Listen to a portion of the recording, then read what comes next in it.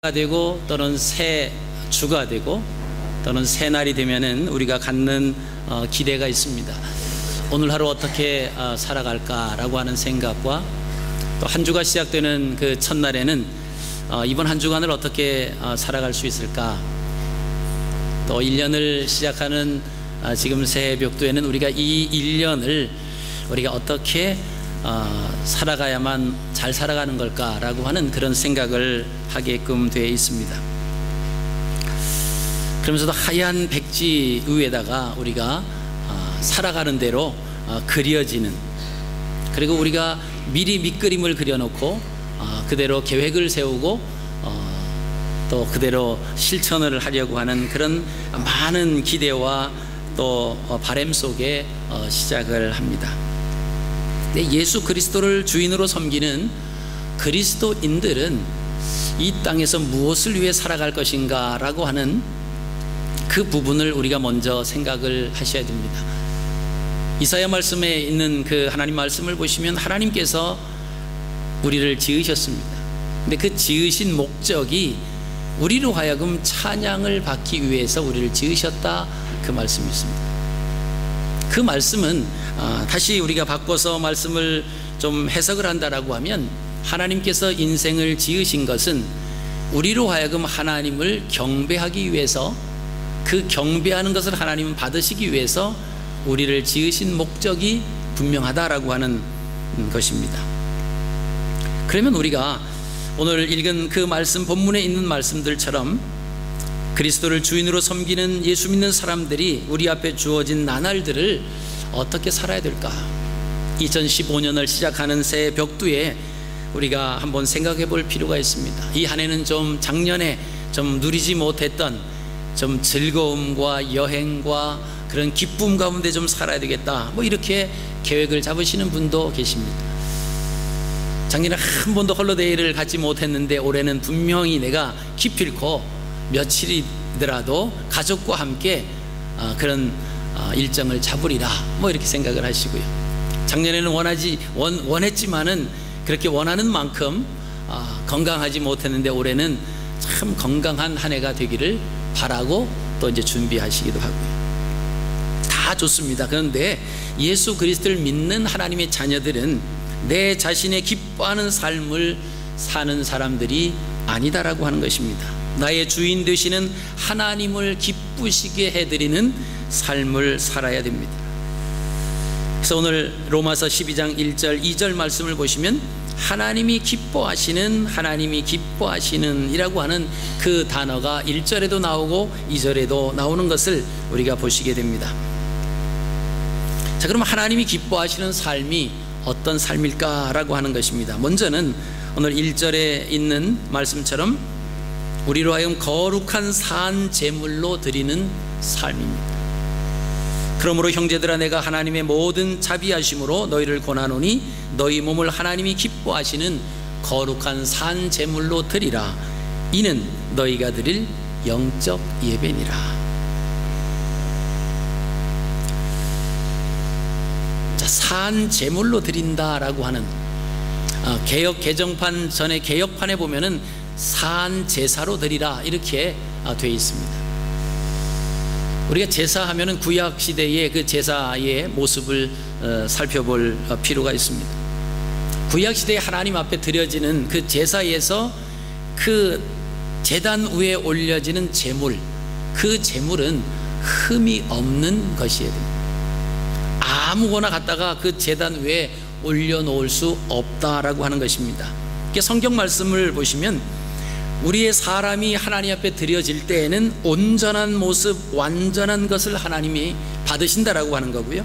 구약시대의 짐승이 드려질 때에는 흠 없는 것이 하나님의 제단 위에 올려놓을 수 있다라고 하는 것입니다. 그럼 오늘 로마서 12장 1절 말씀은 우리가 우리의 몸을 하나님이 기뻐하시는 거룩한 산 제물로 드리는 것이 하나님 앞에 드리는 영적인 예배다라고 하는 것입니다. 그럼 우리가 어떻게 흠 없는 완전한 온전한 것으로 드릴 수 있을까라고 하는 것입니다. 구약 시대에는 동물들을 잡아서 제단에 올려놓습니다마는 이제 예수님께서 이 땅에 오셔서 단번에 우리의 구세주가 되어주십니다. 우리의 속죄 제물이 되어주십니다. 그리고 하나님과 화목 제물이 되어주십니다. 그 이후부터는 짐승을 더 이상 제단에 올리지 않았습니다. 이제는 그 제물이 될 사람이 누구냐라고 하면 예수 그리스도를 믿어서 하나님의 자녀라고 하는 그 사람이 하나님 제단에 제물로 올려져야 된다라고 하는 사실입니다.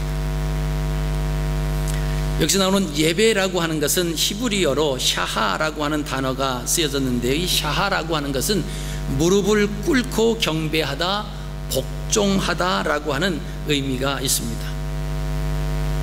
그래서 이 예배라고 하는 본래의 의미가 정확하게 나타난 그 성경이 어디냐라고 하면 창세기 22장 모리아산의 사건입니다.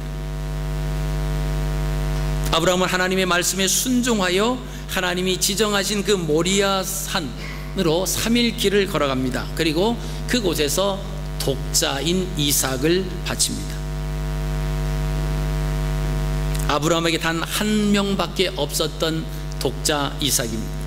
우리가 잘 아시는 것처럼 아브라함에게 있어서 이 이삭이라고 하는 아들은 보통 가정에서 있는 아들과는 비교할 수 없는 그런 존재인 것을 우리는 아십니다.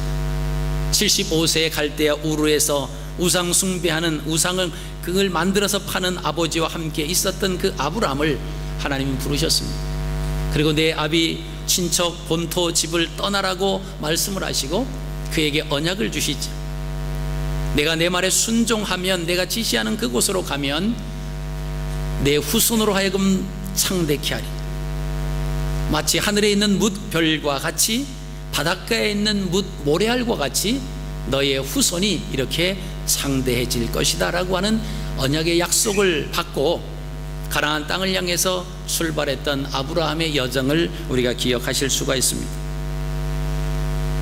그런데 하나님의 그 약속은 1년, 2년이 지나도 일어나지 않았습니다. 10년이 지나도 일어나지 않았습니다. 25년이 돼서야 그 하나님이 약속해 주셨던 아브라함과 사라의 몸을 통해서 아들을 주셨는데, 그 아들이 바로 이삭입니다. 그러니까 이 아들이 얼마나 기다렸던 아들이고 얼마나 소중한 아들입니까? 이 아들을 통해서 이제 아브라함의 후손들이 하늘의 뭇별과 같이 바닷가의 모래알과 같이 창대케 될 수 있는 그 대를 이어가는 그 아주 중요한 그 아들이지. 근데 하나님께서 이 아들을 번제로 바쳐라 라고 하는 것입니다. 그때 아브라함이 하나님의 말씀에 순종해서 그 사랑하는 독자이지만 하나님의 말씀대로 하나님이 그 지시하셨던 모리아 산으로 가서 아들을 바치었던 그 모습, 그것이 바로 예배다라고 하는 것입니다. 여러분, 그 하나님 앞에 드려지는 그 제단, 아들을 드려야 하는 그 제단, 여러 가지 하나님 앞에서 변명할 수 있고요, 핑계 댈 수 있습니다. 이유를 댈 수 있습니다. 하나님, 이 아들 25년 만에 주셨고 이제 또 한 10여 년, 거의 근 20년 동안 자랐는데 이 아들을 바치게 되면 하나님과 저와의 약속은 무엇이 됩니까? 다른 것은 안 되겠습니까? 뭐 여러 가지 이유를 달 수가 있습니다만은, 그러나 아브라함은 그런 이유를 달지 않았습니다.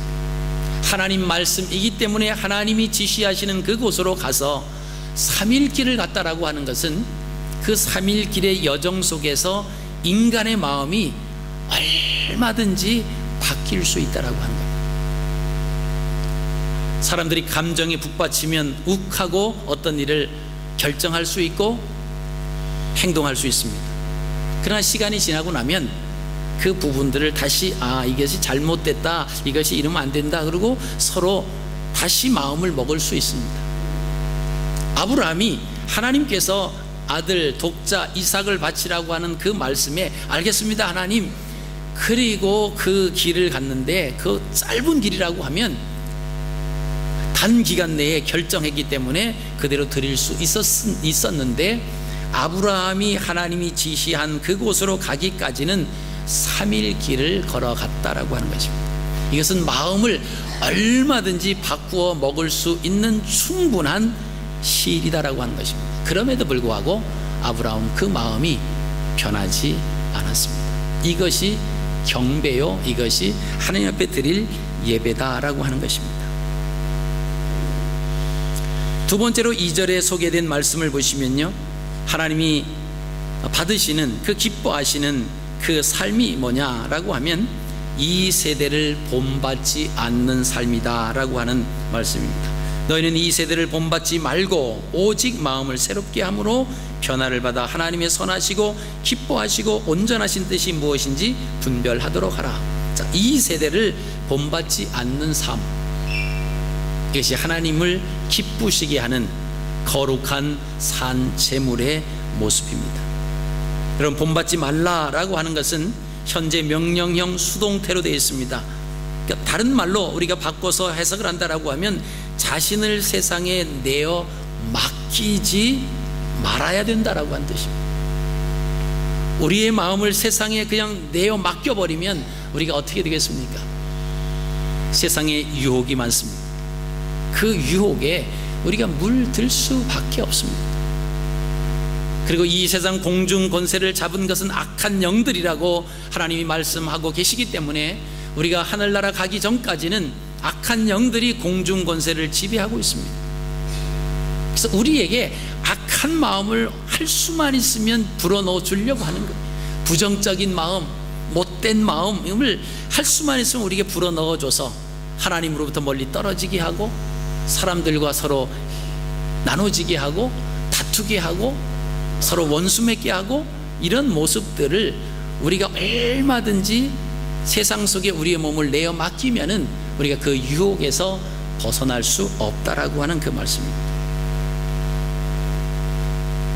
또 2절 말씀에 또 보시면은 오직 마음을 새롭게 함으로 변화를 받아야 된다. 자, 변화를 받아야 된다. 이 역시 현재 명령형 수동태로 쓰여져 있습니다. 이것은 계속해서 변화받기 위해서 우리가 노력해야만 하나님께서 기뻐하시는 그 삶을 살아갈 수 있다라고 하는 거예요. 여러분, 우리의 마음만 가지고 우리의 생각만 가지고 우리의 몸이 움직이지 않습니다.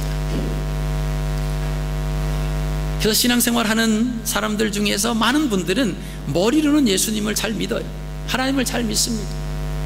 또 지식적으로는 하나님을 잘 믿고 있습니다. 그러나 그의 삶 가운데서 따라주지 않는 모습들이 있다라고 하는 거예요.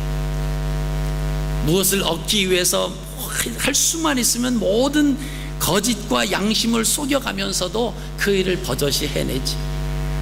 그러면서도 얼굴 하나 변하지 않습니다.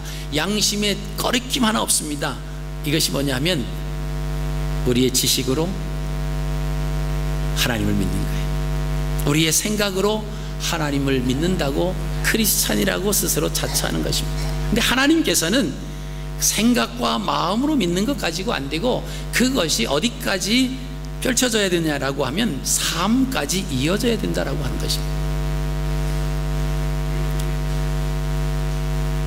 그 마음을 새롭게 함으로 변화를 받기 위해서는 그만큼 노력하지 아니하면 우리의 삶이 변화될 수 없다라고 하는 것입니다. 여러분, 우리의 옛 모습을 우리가 아시고 싶어 하시면 에베소서 2장을 읽어보시면 우리의 옛 모습이 나옵니다. 우리의 아비는 마귀였습니다. 그 마귀는 거짓의 아비였어요. 그래서 거짓말 투성입니다. 그리고 자꾸만 진리를 왜곡해 하고 하나님을 부인하게 하고 하나님을 따라가지 못하도록 자꾸 하는 것이 바로 우리가 예수 그리스도를 믿기 전에 우리가 지배를 받았던 그 사단이 우리의 아비다라고 에베소 2장은 표현하고 있습니다. 그런 가운데 처해 있을 때 하나님께서 우리를 사랑하셔서 아직까지 죄인 되었을 때, 아직까지 하나님과 원수 되었을 때 하나님을 알지 못하고 있는 그 상황에서 예수 그리스도가 이 땅에 오셔서 우리의 죄를 사해 주시고 우리를 예수 그리스도의 피값으로 우리를 구원해 주셨습니다. 그럼에도 불구하고 아직까지 우리가 그 가운데 놓여 있다라고 하면 하나님을 기쁘시게 해드릴 수 있는 삶이 못 된다라고 하는 말씀입니다. 오늘 제목에 있는 말씀으로 다시 해석을 한다라고 하면 하나님 앞에 영적인 예배를 드리지 못한다라고 하는 의미가 됩니다. 바울은 1차 수신자가 고린도 교회에게 지금 말하고 있습니다. 고린도 교회에 있는 그리스도인들을 향해서 이야기합니다. 2차 수신자는 오늘 예수 그리스도를 믿는 모든 사람들, 우리를 포함해서 예수 그리스도를 믿는 모든 사람들을 향해서 선포하고 있는 것입니다. 우리의 삶이 변화되어야 된다라고 하는 요구입니다. 그리스도인들의 부흥, 발전, 변화, 성장, 이것이 어떤 것이겠습니까? 헬라적인 사람들, 헬라적 사고로 생각을 하면 부흥과 발전과 변화는 수와 양적인 것을 의미합니다. 눈으로 보이는 거예요. 그러나 히브리적 사고로 이해하는 것은 예배자 자신이 마음이 변하고 삶이 변하는 것이 가장 큰 부흥이요, 발전이요, 변화요, 성장이다라고 하는 말씀입니다. 우리가 생각하는 변화, 우리가 생각하는 성장, 우리가 생각하는 부흥이 눈으로 나타나는 것이 주가 아니라 우리 심령 속에 마음이 바뀌어야 된다라고 하는 것입니다.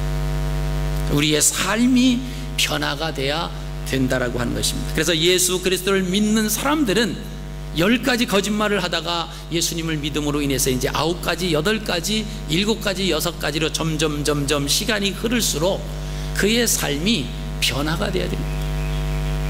10년을 믿어도 20년을 믿어도 평생을 믿어도 삶의 변화가 없다라고 하면 하나님 앞에 예배하는 삶이 아니다라고 하는 거예요.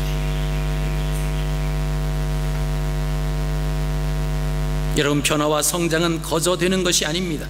신앙의 연수에 따라서 저절로 되는 것도 아닙니다. 자신의 순종과 섬김과 희생의 삶이 따를 때에만이 진정한 변화와 성장이 일어나는 것입니다.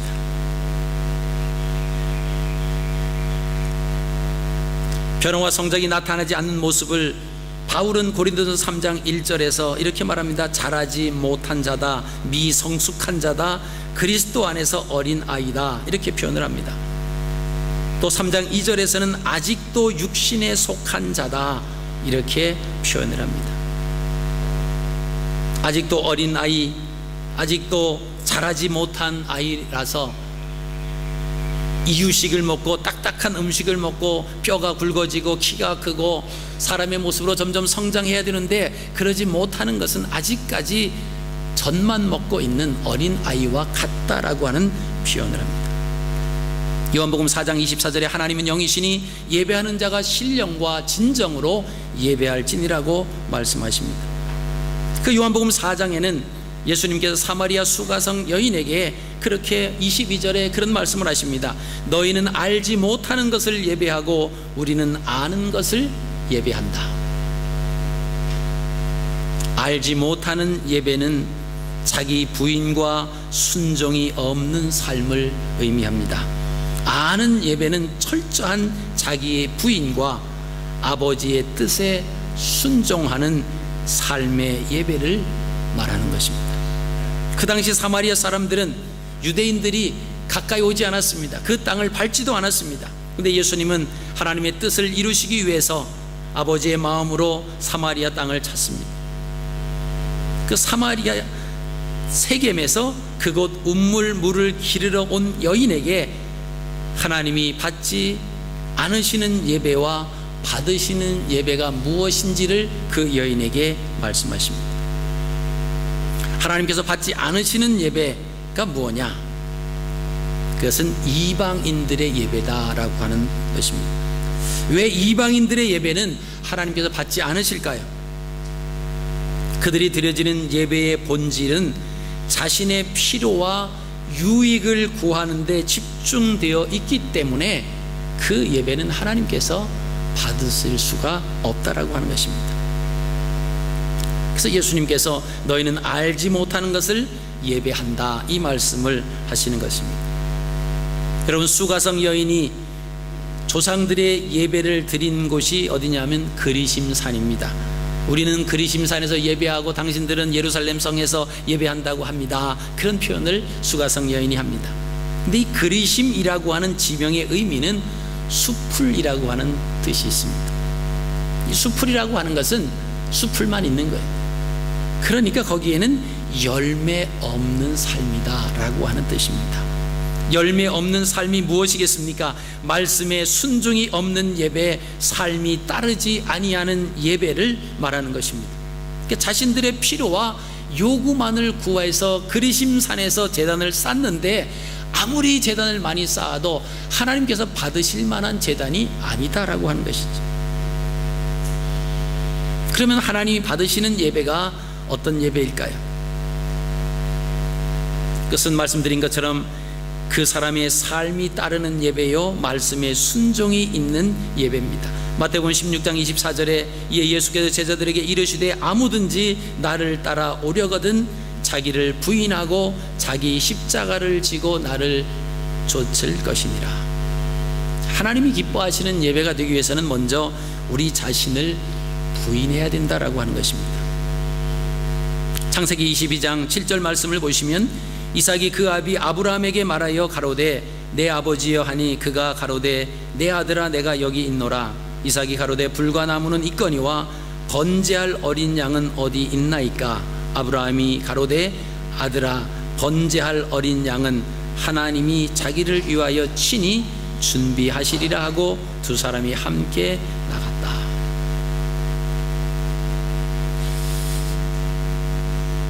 자, 이삭이 지금 어린 나이가 아닙니다. 청년의 나이입니다. 그 기간 동안 아버지 아브라함이 하나님 앞에 제단을 쌓는 것을 수없이 보았을 겁니다. 근데 이날따라 이상한 거예요. 하나님 앞에 제단을 쌓으러 간다라고 해서 두 사환과 아버지와 함께 길을 떠나는데 3일 길을 떠나는 겁니다. 그리고는 두 사환을 이 산 밑에 머물러 있으라고 하고 나무를 지어서 아들에게 하고 횃불과 칼을 들고는 그 산을 올라가는 겁니다. 뭔가 분위기가 심상치 않다라고 하는 사실을 이삭이 어린아이가 아니기 때문에 직감할 수 있었습니다. 그래서 물어보는 거예요. 불과 나무는 있거니와 번제할 어린 양은 어디 있습니까? 그때 아브라함이 아들에게 이렇게 대답합니다. 번제할 어린 양은 하나님이 자기를 위하여 친히 준비하시리라. 어찌 보면 이삭의 경우와 같이 자신이 죽을 줄 알면서도 손해보는 줄 알면서도 피하지 아니하고 묵묵히 말없이 순종하여 가는 삶을 우리가 보실 수가 있습니다. 이것이 자기 부인이에요. 여러분, 그 사실을 왜 이삭이 알고 있었을 것이다 이렇게 추론하느냐라고 하면 올라가서 제단을 쌓아놨습니다. 그리고는 이삭을 그 위에 올려놓고 결박을 합니다. 그럼에도 불구하고 이삭은 달아나거나 아버지에게 대항하거나 그러지 않는 모습을 보게 됩니다. 나무 위에, 제단 위에 올려져서 아버지가 칼을 빼들고 지켜 올려드는 순간 자기는 어떻게 된다라고 하는 사실을 너무나 잘 알고 있었던 이삭임에도 불구하고 이삭은 거기에 순종했다라고 하는 거죠. 여러분, 이것이 자기를 부인하는 삶입니다. 두 번째는 자기 십자가를 지고 가는 삶을 하나님은 기뻐하신다라고 하는 것입니다. 자신이 제물로 드려질 나무를 지고 가는 삶, 이것이 곧 자기의 십자가입니다. 이것은 이삭에게 나타났지만은 먼 훗날 예수 그리스도가 똑같이 당신이 십자가에 달릴 그 십자가를 지고 골고다 언덕을 오르신 것을 지금 창세기 22장에서는 예표하고 있다라고 하는 것입니다. 얼마든지 예수님도 그 길을 거절하실 수 있었습니다. 부인하실 수 있었어요. 그럼에도 불구하고 예수님은 겟세마네 동산에서 땀방울이 핏방울이 되면서 기도하면서 아버지여, 할 수만 있으면 이 잔을 내게서 옮겨 주옵소서. 그러나 내 뜻대로 하지 마옵시고 아버지의 뜻대로 되기를 원합니다라고 하는 그 고백, 자기 십자가를 지고 가는 삶이다라고 하는 것입니다. 자기를 부인하고 자기 십자가를 지고 가는 삶, 이것이 이삭의 삶의 예배였습니다. 그렇다라고 하면 오늘날 우리가 하나님 앞에 산 제물로 드리게 된다라고 하면 바로 우리의 자기 부인이 있어야 됩니다. 내 자신을 부인할 수 있는, 그리고 나의 십자가를 지고 가야 된다라고 하는 것입니다. 하나님은 영이시기 때문에 영적 예배를 드려야 됩니다. 우리의 몸을 거룩한 산 제물로 드려야 됩니다. 흠 없는 제물이 되기 위해서는 월요일부터 토요일까지 우리의 삶을 하나님이 받으시는 흠 없는 삶을 살기 위해서 노력해야 된다라고 하는 것입니다. 그래야 주일날 드려지는 예배를 하나님이 기쁘시게 받으시는 것입니다.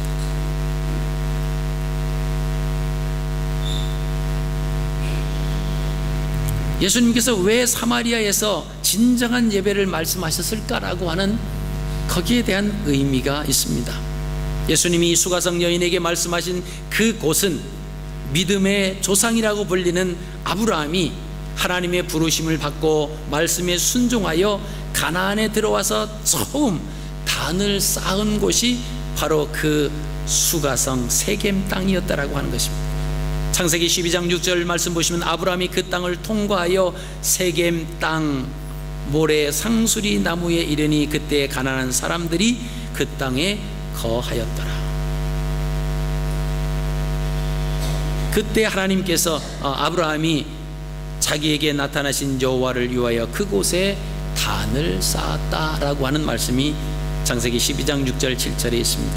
그러니까 이 세겜 땅, 이 사마리아 땅, 세겜 땅, 수가성, 그 우물은 믿음의 조상이라고 했던 그 아브라함이 갈대아 우르를 떠나서 가장 먼저 이르렀을 때 그 세겜에다가 제단을 쌓았던 곳입니다. 여러분, 북이스라엘을 대표하는 사마리아가 수도입니다. 근데 그곳에서 예배를 드린다라고 하는 것은 많은 의미가 있습니다. 그러나 그들의 삶은 따르지 않는 예배를 드렸다라고 하는 거예요. 오직 자신의 필요와 유익을 구하기 위한 예배를 드렸습니다. 그들의 조상이었던 아브라함은 삶이 예배였습니다. 창세기 18장 2절 말씀을 보시면은 눈을 들어본 적 사람 셋이 맞은편에 섰는지라 그가 그들을 보자 곧 장막문에서 달려나가 영접하며 몸을 땅에 굽혔다라고 하는 말씀이 나옵니다. 우리가 아시는 것처럼 팔레스틴 지방은 날씨가 매우 더운 지방입니다. 그래서 오전 10시부터 2시까지는 일을 하기가 참 어렵습니다. 그래서 그 중간에 잠을 다 자는 거예요. 다 집에서 머물러 있습니다. 거리에는 사람들이 그 내리쬐는 그 더위 때문에, 그 온도 때문에 나와 다니지 않습니다. 그래서 그 남들의 눈을 피한 그 시간을 통해서 수가성 여인은 12시에 물을 길러 나왔던 것을 우리가 보시게 됩니다.